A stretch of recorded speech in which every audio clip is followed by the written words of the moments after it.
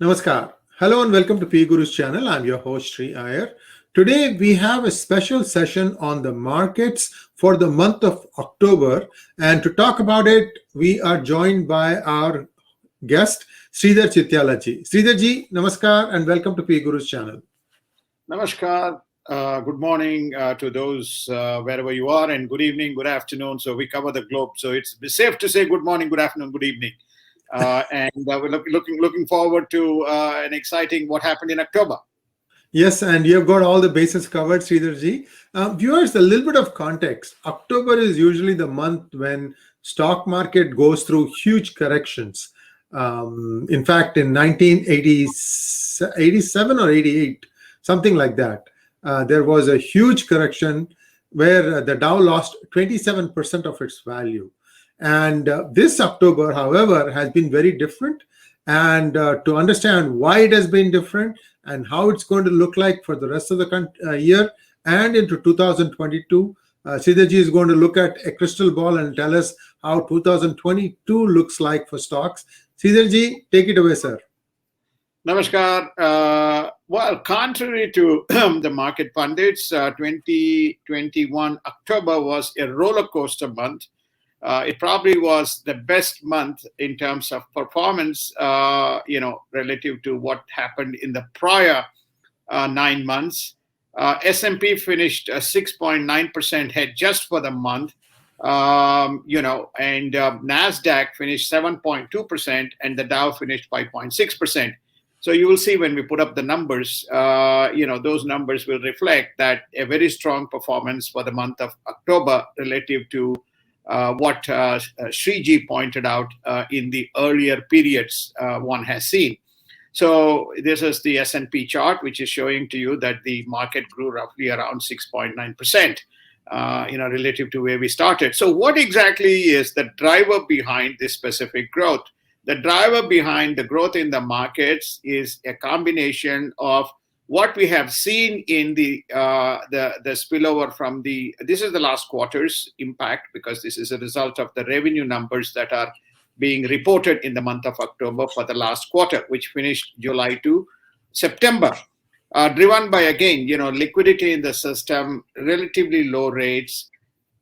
Close to 54% of the companies in the S&P have reported their earnings. Almost greater than 84% of them have reported positive to the forecast itself, which shows that a combination of microeconomic agenda seems to have, paid dividends on the back of inflation. We have seen inflation creep its head, but we have had an accommodative Fed policy. In fact, on the inflation, we have had just in the month of what we call as the headline inflation. The headline inflation includes the food and the energy prices. The headline inflation was up 4.4% just for the month of September. On an annualized basis, the core inflation, which excludes food and energy, the inflation was still at 3.6%.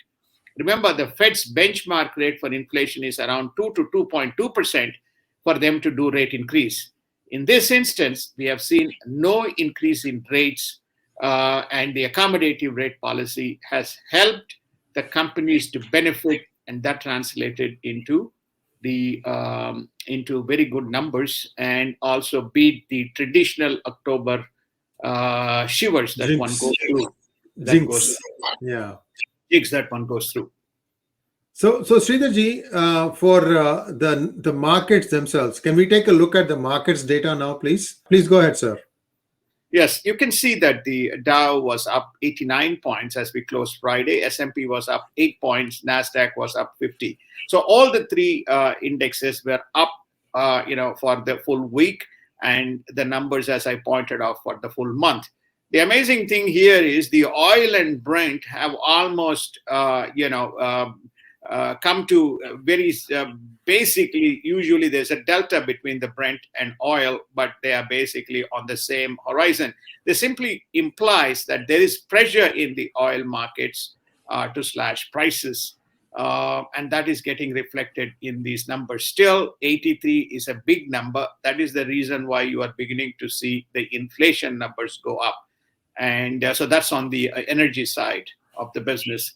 Now, getting to the next chart, the 10-year, we reported 1.65%, but the 10-year now has just dipped about, I would say, 50 to 60 basis points down, and it's at 1.56%. That simply says again, the Fed has kept a tight leash on the 10-year, and there is market pundits believe that this is just not helping, and they should raise the rates so that it gets fed into the system rather than the artificial numbers that we are seeing in the earnings. So we may begin to see rate climbs, maybe in third quarter next year, fourth quarter next year, but we may not see anything. But we should see the interest rate touching 1.7, 1.8%. This is as a result reflected. This is resulting in lower mortgages being taken or lower home purchases in United States. That simply implies the honeymoon is coming to an end very soon. As we predicted, the Bitcoin is, or as we forecast, the Bitcoin is around 62,000 US dollars, and Ethereum, when we spoke just less than a month ago, was around 3,500. It is gone past the $4,361 mark. So the crypto is doing very well on the back of now, Singapore, on the back of the ETF that has ProShares launched ETF in the US market, not spot but future. So there's a general acceptance, and nobody is bearish anymore. They accept the cryptos are going to be here. And the only thing is that what you are seeing, these price gyrations, this is not going to be a consistent phenomenon. So therefore, this is you may see this for the next 6 to 12 months, but eventually it will stabilize and become normal course of business as the markets stabilize. Sridharji, one question. The Democrats are fighting amongst themselves. The infrastructure bill is yet to pass, but my gut feeling tells me that the stock markets have already baked in the possibility of an infrastructure push. Now, if it doesn't happen, or if it gets dragged out, or if it gets diluted, how much of an impact do you think it will be on the stock market for 2022? So 2022 will more look like consistency rather than exuberance. What we have seen from October, November 2020 to today is the exuberance driven by this huge stimulus that went in as a one-off on the back of two other stimuluses that followed, which injected liquidity and quickly created a V-shaped recovery. And the accommodative interest rate policy has helped the markets to continue to be buoyant, and that's why we said 2021 is a very buoyant year. As you correctly pointed out, the infrastructure bill will induce two important parameters. One is it will add some more liquidity into the system, but it will also increase the debt, because remember, the debt ceiling is still hanging over. They have to lift the debt ceiling. They had a temporary lifting of the debt ceiling. We believe that we will finish around $31, $32 billion by way of debt. So what you're going to see is already, which we are seeing in the markets, this is purely on the economic side, is the headwind inflation, which is well past, as I say, which you look at the numbers, 3.6 or 4.4. We are beginning to see reduction in personal income. The reduction in personal income as a result of the stimuluses and unemployment checks, being reduced.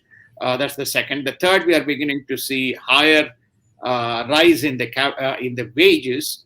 So most of the spending that will happen in 2021 is as a result of the savings. So we may see a higher spend as we complete the shopping season. But as you step into 2022, as you correctly observed, that the markets have factored in the stimulus, and you may begin to see much more modest outcome rather than the exuberance that we have seen in 2021. Remember, we had already in DGI, we had talked about close to 20% growth rates across 20% in S&P, 16% in Dow, and 16% in Nasdaq. by way of the growth in the indexes for 2021. We may get back to the 8 to 12, the normal range, unless there is another economic aberration in 2022. Thank you very much, Sridhar ji, and we look forward to listening to how the market turned out next month at the end of the month of November. And folks, those of you who watch this program, do give us your inputs, because this is the first time we are taking a look at the markets alone for a month. And the reason we felt it was important to do that was because markets usually, when we are covering DGI, it is almost like an afterthought. We don't have much time. We are usually running over the time limit. So we cannot touch upon it. But today, Sridhar ji has sat down, did the research, and we shared with you how October went, and then what we think is going to happen for November, as well as a little bit of a curtain raiser on 2022. Sridhar ji, thank you very much, and we'll be back again very shortly. Namaskar. Thank you. Namaskar. Have a good day.